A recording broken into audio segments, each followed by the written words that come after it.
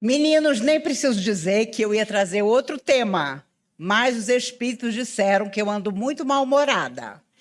Então, o tema sugerido por eles foi Construindo Novos Dias de Esperança. Deve ser porque eu, antes de tudo, estou precisando ouvir.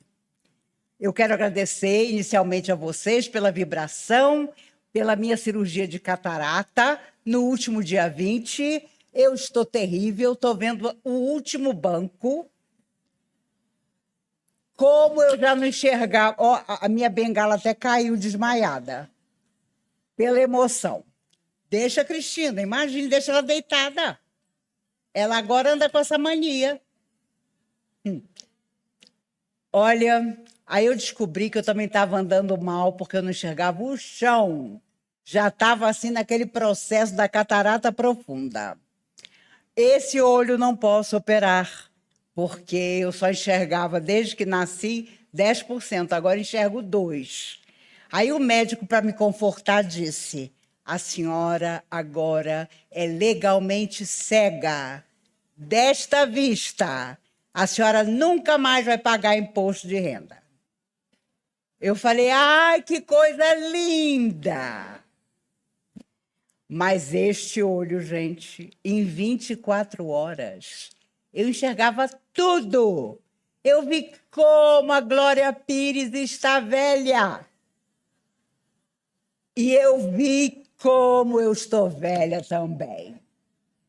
É impressionante como uma catarata engana você. Quando você está escovando o dente, você se acha jovem. 24 horas depois, quando eu cheguei no espelho, boca de palhaço, pescoço horroroso, e vou morrer desse jeito, porque imagine se eu tenho coragem de fazer plástica. De jeito nenhum. Nem preciso dizer que dentro da clínica Pacini, esperando a minha hora de operar, encontrei meninas de sábado como enfermeiras. Esses espíritos são danados.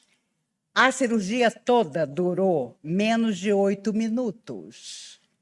Valeu cada centavo que eu guardei, porque deitei.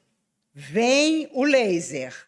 Agora a senhora vai ver o cristalino que nasceu com a senhora se quebrando. Lembram daquele brinquedo caleidoscópio de antigamente? Vocês não são de antigamente, mas eu sou. A gente olhava e tudo ficava colorido em pedaços. É aquilo que acontece. Meio segundo. Aí você vai para outra sala. Entra o doutor Tiago Pacini. Bom dia. Pá. Aqui está no seu olho o seu novo cristalino. Bom dia de novo. Saiu. Eu pasma. Eu falei, gente, eu morri. Por que? Como tão rápido assim?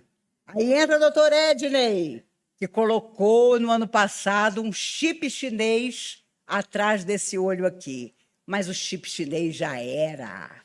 Agora, o lance é você fazer como se você tivesse um problema de coração para controlar o seu glaucoma. Você coloca... Como é o nome daquilo que a gente coloca no coração? Estende! Você coloca um estende por trás do olho. Dona Maíse, bom dia. Bom dia, doutora Ednei. Pá! Coloquei o estende. Pode ir para casa. Gente, eu fiquei até trêmula. Eu nunca vi uma coisa dessa. E aí, para me deixar animada, ele disse, daqui a 10 anos, eu tiro seus 2 olhos e coloco 2 olhos azuis. Ai, que lindo! Imagina eu de olho azul, gente. Não vai pegar, não vai sobrar para ninguém.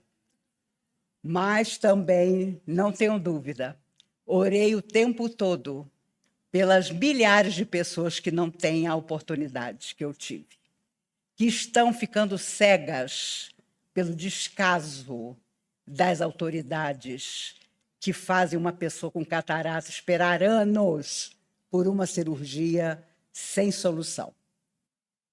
Mas como é para falar de esperança, vamos falar. Quando Jesus nasceu, os espíritos contam que ele não tinha um paninho para enrolá-lo. Nada. Nasceu na manjedoura, os animais com seu bafio quente é que aqueciam Jesus no seu nascimento.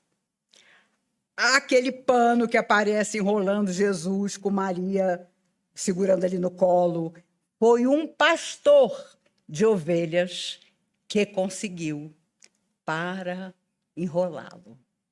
A alma mais perfeita que já veio à Terra para nos falar da profunda esperança da nossa evolução, não tinha um pano para envolvê-lo. Isso dá o que pensar, porque nós fazemos tantas exigências para sermos felizes, e o Cristo chega sem nenhuma exigência, porque ele buscava o nosso coração. Mas ele era um bebê ainda, recém-nascido. Depois é que ele mostraria quem ele era.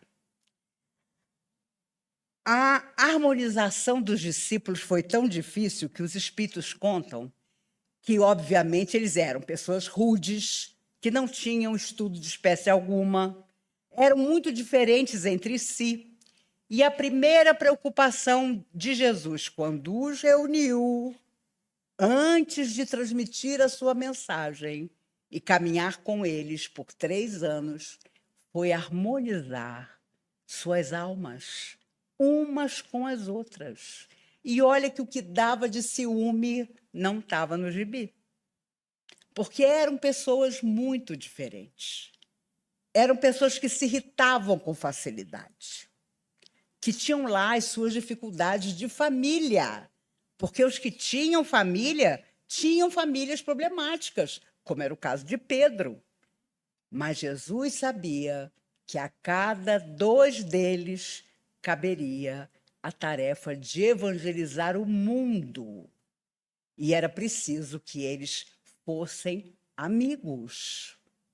Então, começa por aí a preocupação de Jesus, em harmonizar aqueles corações antes que eles entrassem em contato com as pessoas inúmeras que iam procurar por ele, o Cristo, e também, mais tarde, pelos discípulos. Jesus fez uma coisa que, para a época, era absolutamente revolucionário. Ele valorizou a figura da mulher. Naquela época, quando uma caravana chegava a um poço de água, primeiro bebiam a água os soldados, depois, é claro, dos seus senhores. Depois, todos os animais, dos cavalos aos camelos até os cachorros. E, por último, as mulheres. Então, tudo isso que a mulher atravessou ao longo dos milênios não começou ontem. Já naquela época, para o povo romano, que dominava o mundo através da guerra, através da espada, a mulher nada significava. E Jesus não só valorizava as mulheres da família, mas principalmente aquelas completamente desassistidas que vinham procurá-lo. Aquelas que ninguém queria.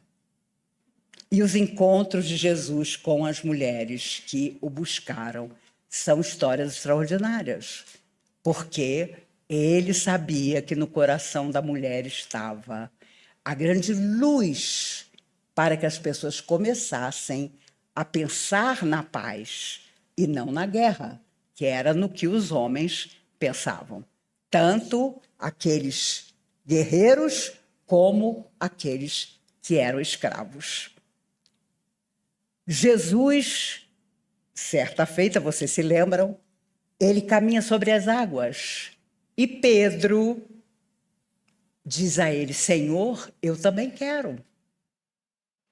E Jesus estende o braço, Pedro sai do barco e começa a andar sobre a água.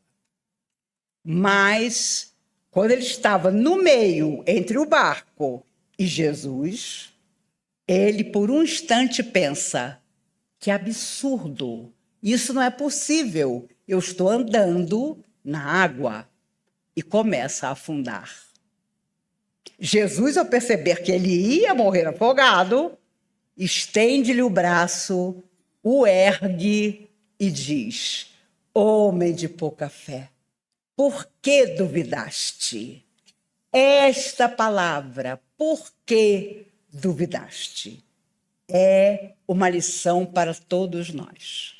A partir do momento em que nós duvidamos da força que temos para mudar o nosso destino, estamos dando força a quem não quer que nós mudemos o nosso destino.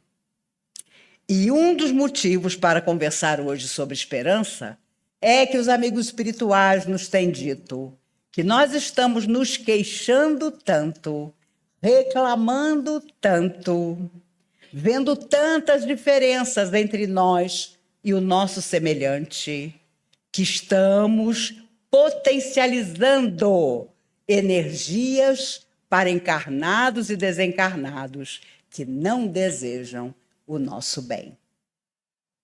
Eu confesso a vocês que eu faço palestra há 50 anos, na doutrina há 51 anos, nunca vi tanta gente se queixar de tudo e de nada.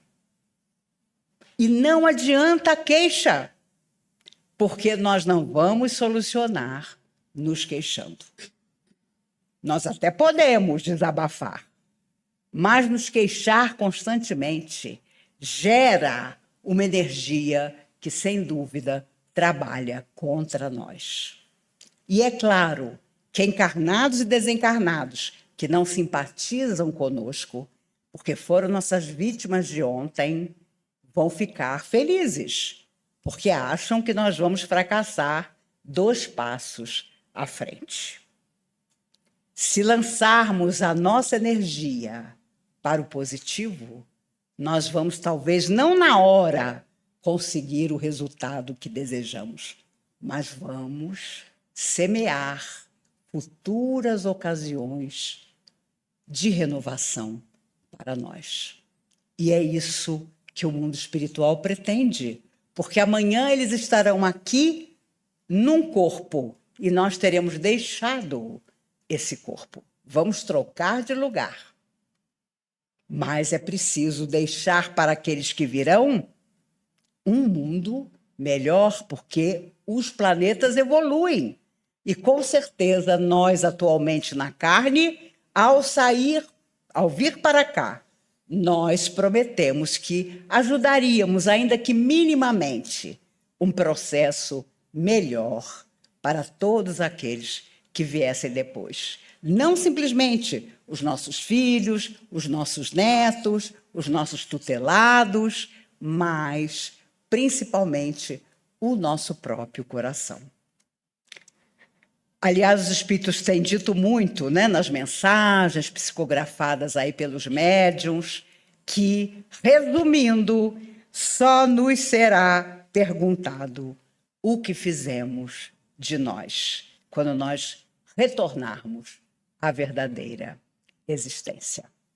E, é claro, Jesus, num certo momento, começou a preparar os espíritos dos discípulos para o que não ia dar certo, porque os discípulos achavam que Jesus ia ficar com eles para sempre. E Jesus sabia muito bem que não ia. Então, ficou uma frase famosa em que ele afirmou categórico: quando eu for erguido, atrairei todos a mim. Mas é claro que cada um deles pensou que aquele erguido não era a cruz. Jesus sabia que era. Que ele estaria entre 2 ladrões e que os próprios discípulos apavorados fugiriam para se esconder. Só João, o mais jovem dos discípulos, ficou sustentando Maria, sustentando Madalena, ali à beira da cruz. Quando eu for erguido, atrairei todos a mim. E atraiu, porque desde então, embora inconformados, embora afastados dele, nossa alma o procura nas múltiplas vidas que já tivemos, incluindo essa atual, existência. O nosso estágio de contribuição na Terra não importa quanto dure. Pode ser 30, 50, 80, 90 anos. Hoje, quando a pessoa... Eu não sei se é porque eu que estou envelhecendo, quando a pessoa morre assim com 88, eu digo, meu Deus, se apartou precocemente.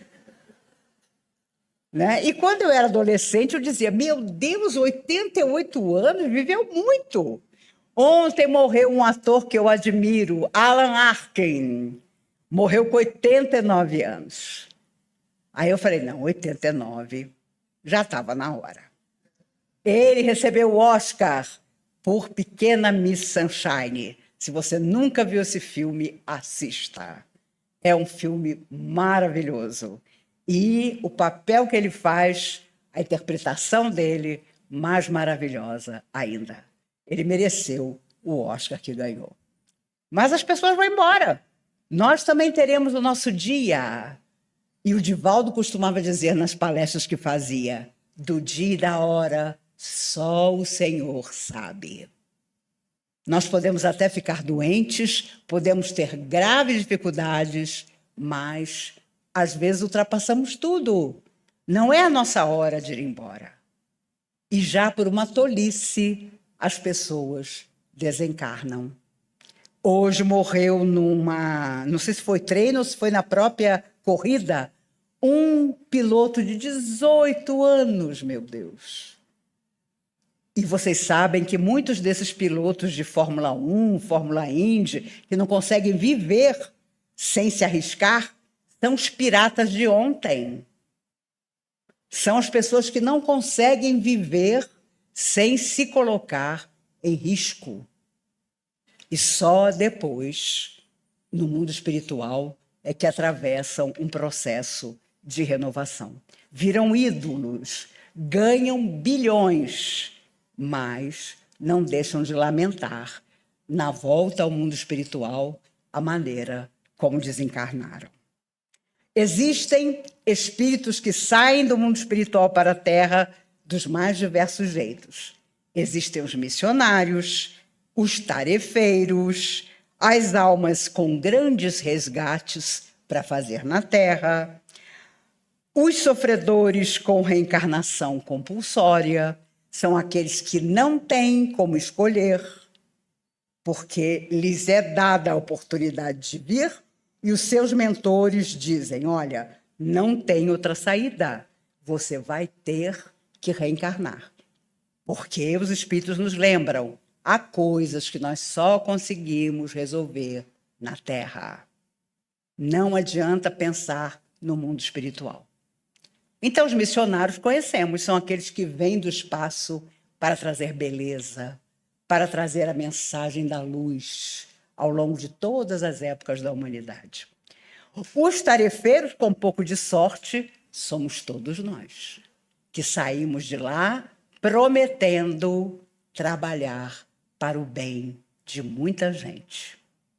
Aqueles com grandes dívidas geralmente encontram grandes resgates. Então, são as pessoas que morrem em desastres, em acidentes, em que muita gente vai embora.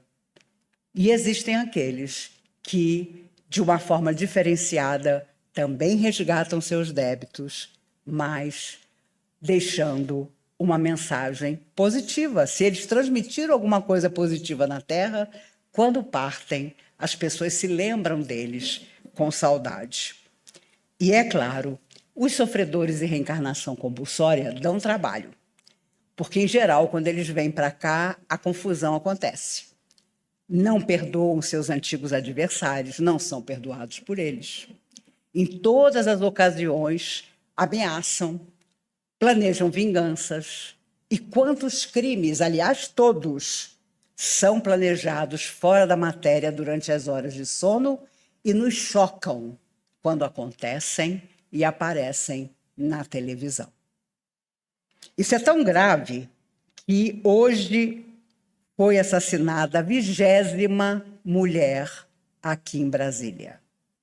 A 20ª. É praticamente 2 por mês. Aí eu estava vendo na televisão Em Salvador, até agora, já morreram 38. Porque o homem ainda considera ter o direito de se sentir contrariado, vai lá e tira a vida da mulher. Só anteontem acabou na justiça brasileira a legítima defesa da honra. Você não pode mais matar a sua companheira e alegar legítima defesa da honra. Só anteontem. Então é por isso que os espíritos dizem que quando você reencarna como mulher, meu Deus do céu, você sabe que vai lutar com essas diferenças para que um dia todas nós sejamos respeitadas nas nossas escolhas. E homens, não fiquem tristes, na próxima vida vocês vêm como mulher. E aconselho vocês a virem, porque ainda vai demorar muito para as coisas melhorarem. Então, vocês vão sentir na pele, né? Para dizer o mínimo, o que é ser mulher em todas as épocas da humanidade. Lembram-se que na época de Jesus eram as últimas a beber água? Hoje, ela não pode dizer, eu não quero mais estar com você, porque o companheiro não aceita. E, em geral, ela é a mãe dos filhos dele, e ele nem pensa nisso. Mas eu sei que falo para pessoas corretas e dignas da nossa plateia.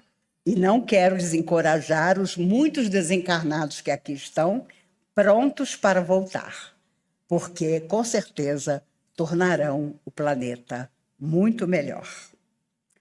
A autoeducação, o discernimento, a escolha dos pais que vamos ter, se for possível, porque nem todo mundo tem esse merecimento de escolher, não. E as nossas tendências a serem domadas são as grandes lutas que trazemos do espaço no dia em que viemos para cá. Os convites do que é bom e do que não é, nós sempre teremos.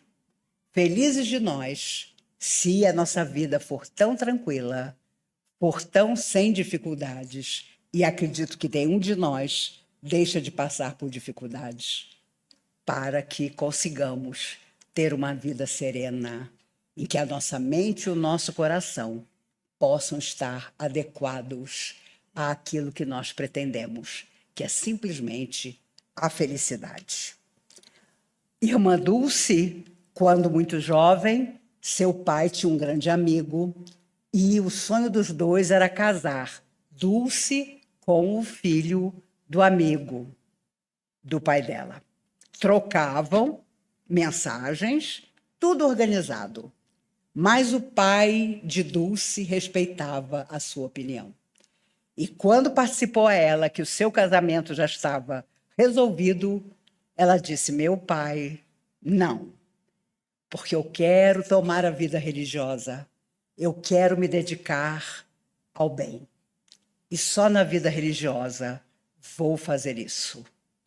E o pai dela, imagine o que esse homem não pensou, numa época em que os pais decidiam pelas filhas. Escreveu longa carta a seu amigo dizendo, quanto à minha filha Dulce, te rogo perdão, mas ela não vai se casar com seu filho, porque a escolha dela está feita. E com meio pulmão, irmã Dulce torna-se a primeira santa do Brasil, porque a sua missão era simplesmente amar. Eu já comentei com vocês que, para ganhar dinheiro, o convento onde ela trabalhava, onde ela vivia, tinha um galinheiro enorme e propôs a um produtor para deixar as galinhas dele hospedadas ali. E passaram-se umas semanas, irmã Dulce tirava os pobres da rua e colocava dentro do convento. E aí chegou uma hora que não tinha mais comida. Ela olhou para as galinhas do homem e quando ele apareceu 3 semanas depois, querendo as galinhas, ela, sorridente e ainda tão jovem, disse, As suas galinhas cumpriram a missão na terra. Estão na barriga dos nossos humildes. Não tinha sobrado uma. Ela deu cabo de todas elas para alimentar as pessoas que as irmãs traziam da rua para dentro do convento. Já extremamente doente, de madrugada, as outras freiras ouviam barulho na escada do convento. Quando dava uma incerta, era ela, de balde e pano, passando nos degraus da escada, sabão. Mas, irmã, pelo amor de Deus, a senhora acabou de sair de uma pneumonia. Ah, mas se eu não fizer alguma coisa, eu não aguento. Você, mulher da plateia, consegue se imaginar de madrugada lavando os degraus de uma escadaria? Se você consegue, feliz de você. Eu já estou treinando para o dia que eu tiver um neto, dizer a ele: pega para a vovó aquele brinco que caiu ali no chão. Veja como é diferente a missionária, irmã Dulce, da Maíse, conveniente.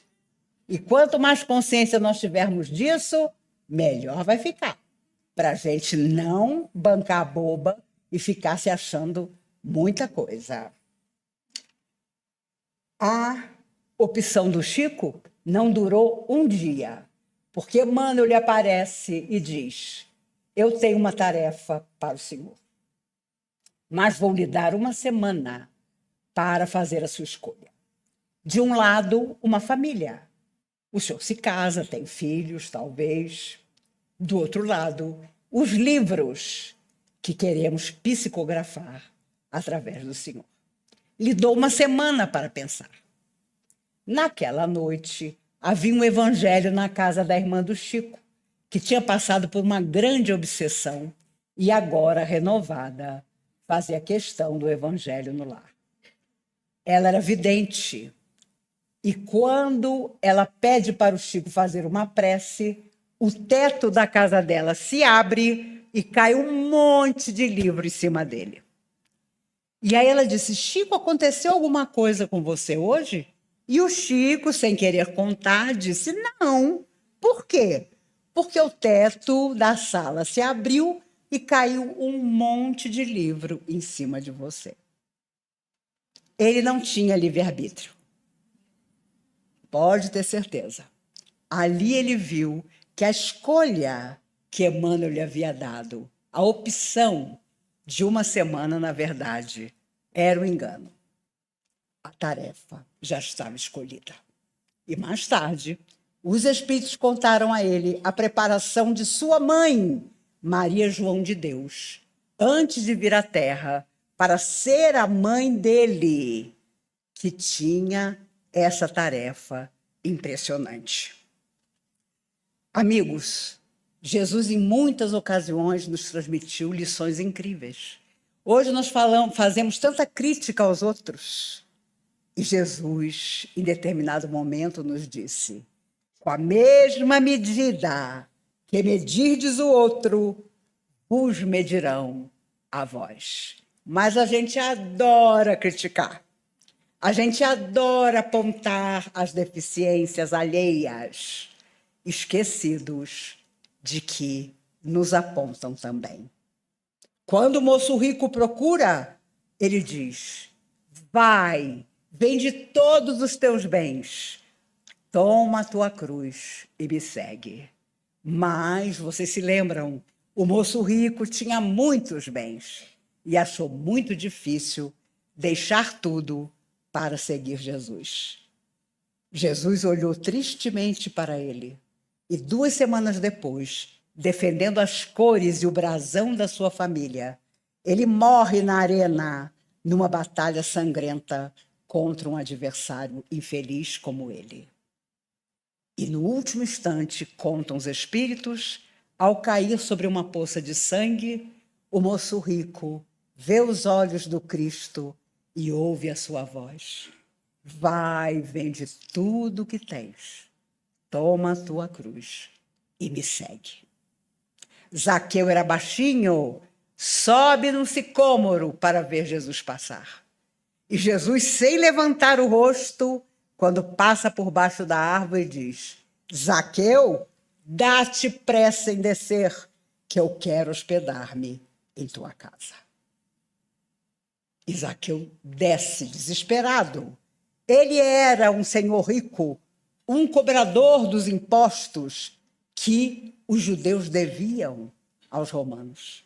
Mas recebe Jesus em sua casa para mostrar que dentro de casa, sem que ninguém soubesse, ele era justo com aqueles que trabalhavam com ele. Vocês se recordam?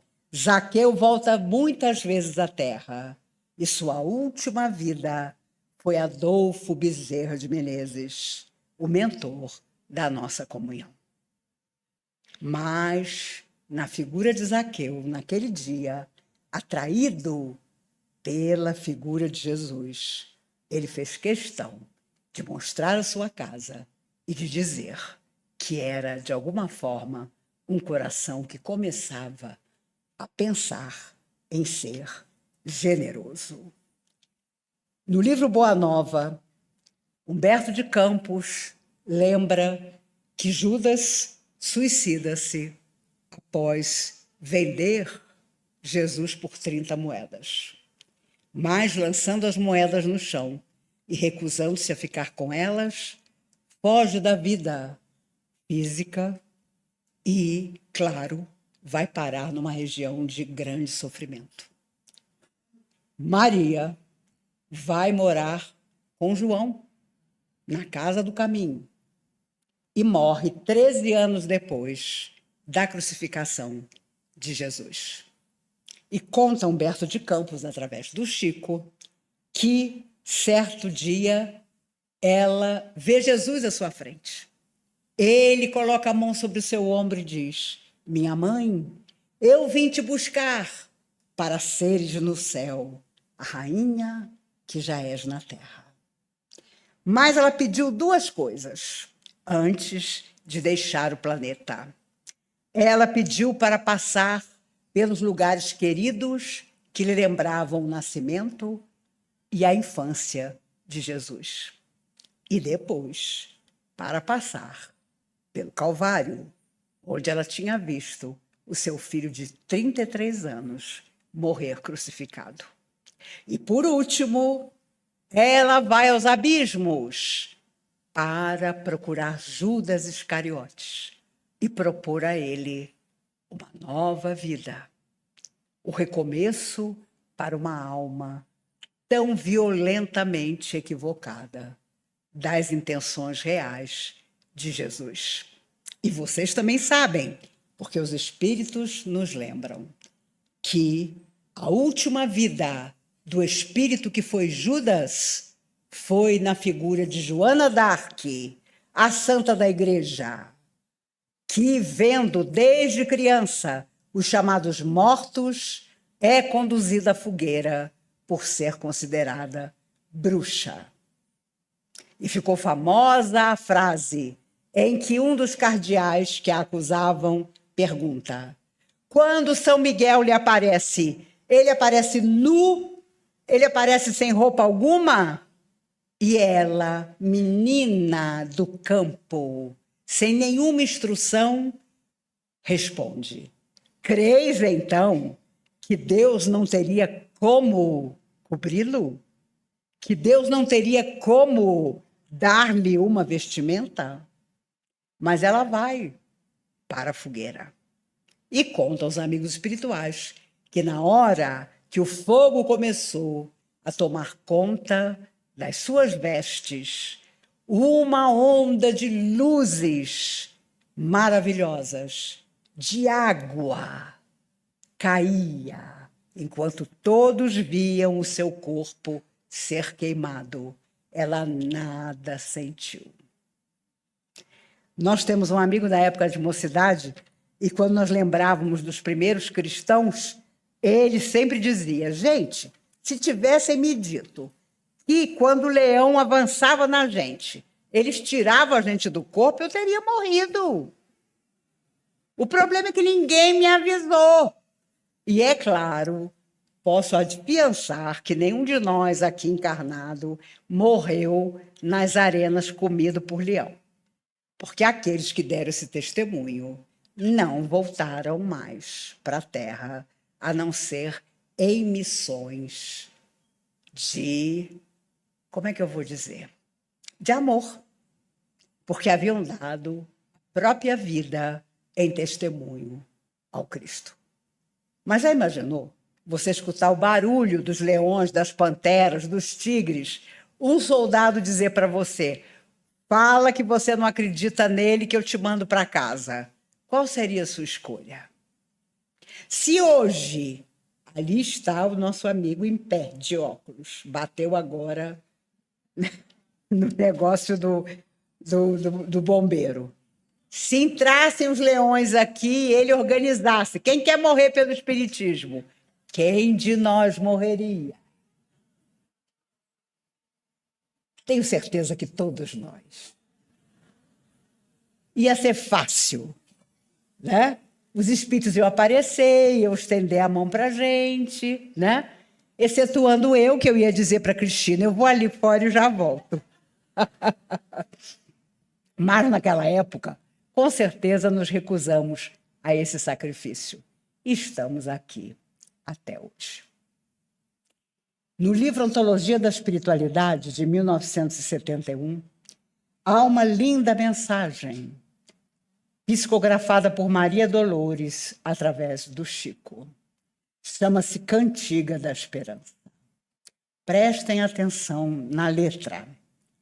Alma querida, por mais que o mundo te atormente, a fé simples e boa, por mais te lance gelo na alma crente, na sombra que atraiçoa, alma sincera, escuta.